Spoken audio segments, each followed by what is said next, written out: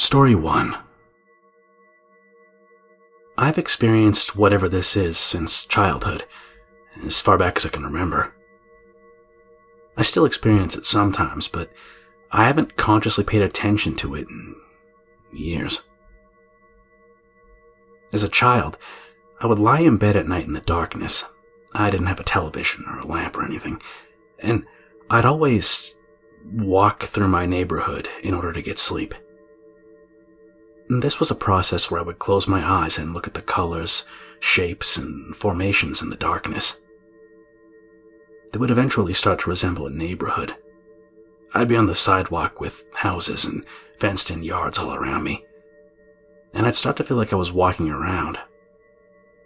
But before getting out of the neighborhood, the colors or shapes or formations or whatever would always start out as a sudden burst of deep red, which then transformed into clusters of little geometric shapes, which then slowly faded and became a neighborhood. Eventually, I'd drift off to sleep this way.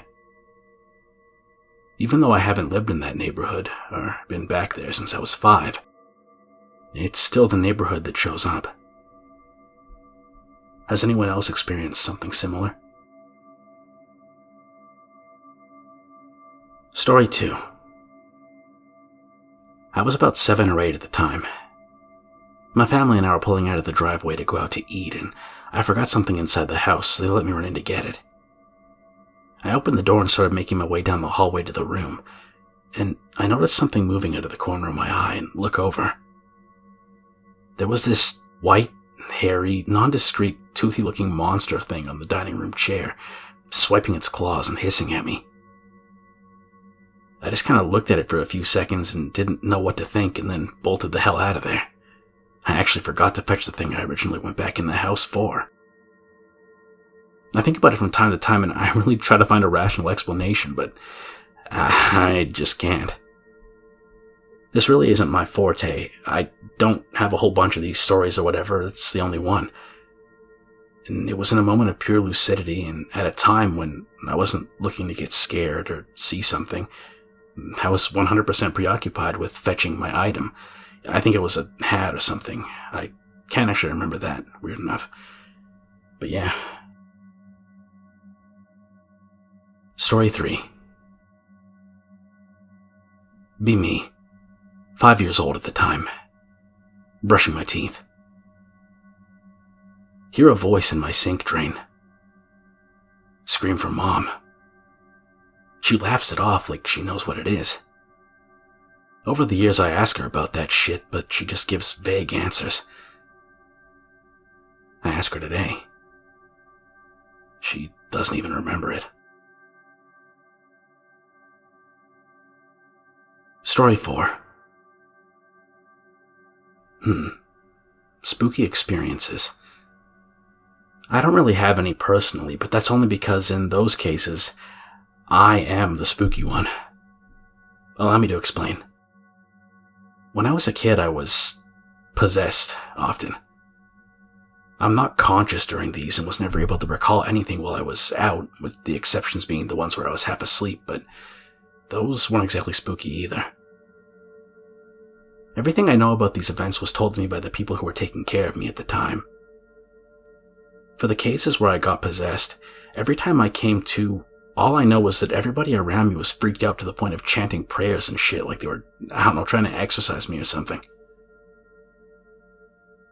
They wouldn't get into detail about exactly what I was doing, but it makes me feel like I was doing some demonic shit or something.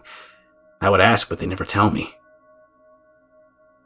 As far as how or why it happened, as an adult now and with the knowledge that I have today, I think it was because for some reason I was like a top quality container of sorts for the lingering spirits or demons in my area. Who knows? Story 5. Be me. Around 3 years old. We used to go to this uncle's house every few weeks with the family and spend a couple days there.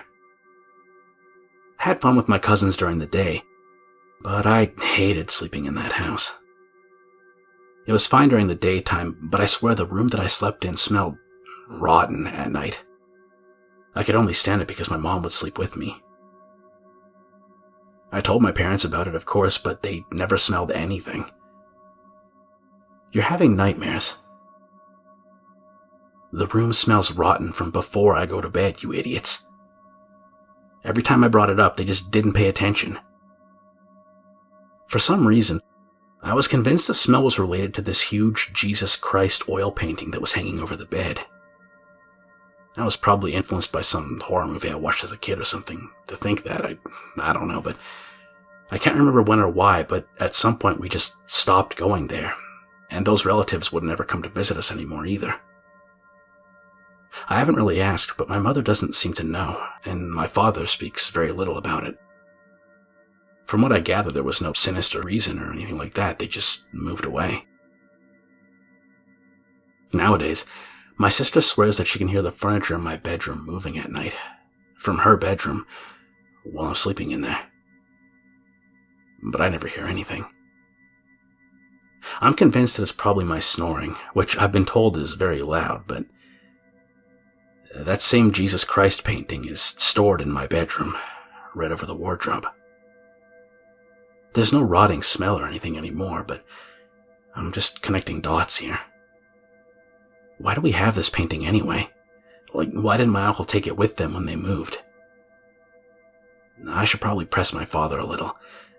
I actually got curious from writing this. Story 6. Around 6 years old, 2001 or 2002. Watched the news with my parents. They say asteroid is going to hit the Earth in about 10 months. During the following months, I'm convinced the apocalypse is coming. I talk about it with neighbors' kids, and they heard about it too. Parents on multiple occasions casually talk about it with other people and their friends and family. I even remember seeing an episode of Oprah with my grandma where they were talking about it. It gives me vivid nightmares to this day. This went on for the better part of a year. But then suddenly one day, I asked my parents about it again. They deny ever hearing or saying anything like that. They think that I'm making it up. That day, I was so happy about the fact that the world wasn't going to end after months of nightmares that I ran out to the front yard screaming and laughing with joy. But I didn't understand why everybody suddenly just forgot about it when it was all that everyone talked about for the past few months. I even inquired with friends at school a few years later and asked if they remembered anything like that, and all I got was blank stares. Asteroids were featured a lot at that time in the media, so it might just be my imagination running wild, but it's still the weirdest childhood experience that I can recall. Story 7. B6. Looking for my grandma's cat. Hear cat growling from under this weird spot under the house. Look under. Call out to the cat. The cat looks at me and all I can see is the green reflection. Suddenly, 3 red pairs of eyes appear. I'll jump on the cat. Cat starts yowling. Run away. Can still hear it yowling. After that day, the cat didn't want to be touched by anyone and stopped eating. And a few weeks later, the cat just disappeared. My grandma bought a dog down the line, and he vanished too. Story 8. I have 2 distinct memories from my childhood where I had the very real sensations of dying and then nothing. The obvious and rational answer is that they were really fucked up dreams, but I have 1 or 2 reasons that might point to something a little more. Memory 1. The first memory is of being an extremely young child playing in the snow, maybe 5 to 6 years old, and having a blast in the front yard. It had snowed heavily and it came nearly up to my waist. I was excited to play with my temporary winter wonderland, so I got on my winter gloves, pants, and coat and got to work. You kind of need to understand that the front yard was divided between an upper level and a lower level with a steep wall of cinder blocks dividing it up. My front yard's path had been shoveled and a huge snow mound was created right next to the wall of cinder. By huge, I mean it was higher and wider than me by a long shot. Naturally, being a child, I decided this mound would make a perfect snow castle, so I climbed on top from the higher part of the yard and got to work on hollowing out the inside. Well, I eventually made enough progress to stand full height in my castle. You might be able to predict where this goes next. Eventually, I was tired and I wanted to get back inside the house, so I tried to get out. No dice. Like a little dumbass, I tired myself out too much and made the damn thing so tall that I couldn't pull my body out of it. And ice-cold snow isn't exactly great to grab onto for leverage. I got myself stuck, quite literally digging myself into a hole. No problem, right? Just break the wall down. Also, no dice. I quickly found out that the wall was much thicker than anticipated. Many minutes of scratching, groping, and pulling at the snow to no avail. The snow turning to water and getting in my gloves, and chilling my hands to the bone until I couldn't feel them. Finally, I pulled the child's last ace in the hole and screamed as hard as I could for my mom to come save me. I screamed and screamed and screamed for anyone to help. Snake eyes.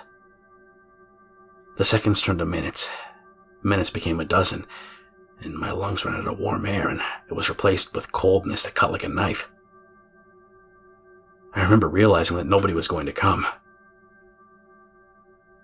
One last surge of effort came, fueled by raw desperation.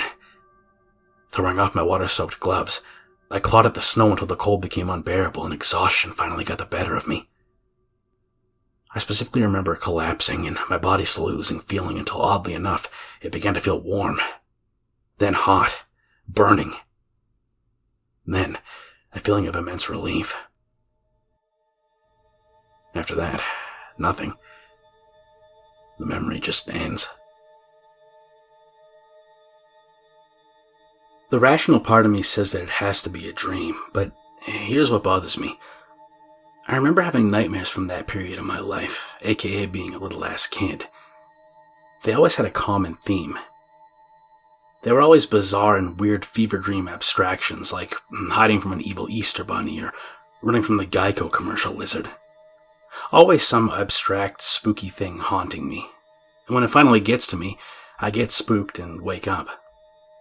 Always. This wasn't that. This was literally the experience of dying of hypothermia, not some spooky abstract monster chasing, no weird dream shit like a pink sky or orange snow, just making a snow fort, getting trapped and succumbing to the cold, hard truth of nature. I have trouble believing that any child's imagination is so active and yet so realistic as to come up with such a fucking cruel and harsh sensation of cold, along with the feelings of desperation, of defeat and release. I refuse to believe that my child self's imagination was capable of replicating the sensation of succumbing to hypothermia without any kind of weird dream shit added to it. And I can still feel the cold sinking into my fingertips whenever I think about it. A dream is the most plausible explanation. Still, I wonder if I really did die that day and got bailed out by divine intervention. Or maybe it was a faint recollection of a past life. I doubt I'll ever really know, and in a way it doesn't matter since I'm here anyways, for better or worse. The other memory I have, this one's not as long since it's pretty straightforward and easy to describe, but here goes. My mother's side of the family used to rent out a park for family reunions once a year. Me and my older cousins were playing in a mildly strong creek nearby. I remember falling in the creek and getting pulled under the current. I remember crying out for help before being swept under, trying to hold my breath only for the current to force its way in anyways after a hit to the head. My lungs oddly burned hot from being filled with water. And that's when my memory ends. I don't even remember being rescued or anything like that. I asked my parents, and neither have any recollection of it happening at all. They're old now and can barely remember what was for lunch, so no surprise there. I just recall being swept underwater and drowning. I wonder what really happened that day. Was it just another dream? Did a family member manage to rescue me in time? And if so, why don't I remember anything afterwards? I have such a hard time remembering almost any dream, but these two things stick with me clear as day. Just as clear as a memory. Story 9. I used to go to a meeting in a very rural county of my state every week at 8 p.m. I would stay up there until 11 p.m. to pick up a friend from work. Decide to look up something spooky to do in between. Find an old, supposedly haunted covered bridge nearby. Go there one week. See nothing. So apparently you're supposed to park on the bridge, turn off the car and lights, and pump your brakes. I read and hear from friends that people have seen numerous things. A little girl, hanged slaves, just really creepy shit like that. I go to the bridge a second time. Pump my brakes and look around numerous times, but see nothing. Get a text, so I look down and respond. I pump the brakes and check my rearview mirror. Think I see something at the edge of the entrance to the bridge. I keep looking to decide if it was there before. It looks to me like a crouching person. The person or thing or whatever it was slowly starts crawling up towards my car. I start my car and get the fuck out of there. I don't know if it was a ghost or what, but it was scary, whatever it is. Story 10. I'm at school on break, aged about 7 years old, and it's just a normal day. I'm looking at the clouds, and there's one cloud all by itself that looks kind of like a huge Jesus. And there's a bus parked underneath the cloud. The Jesus cloud is now looking at it, and the bus catches fire. I'm not making this up. It was a long time ago, but I still distinctly remember it.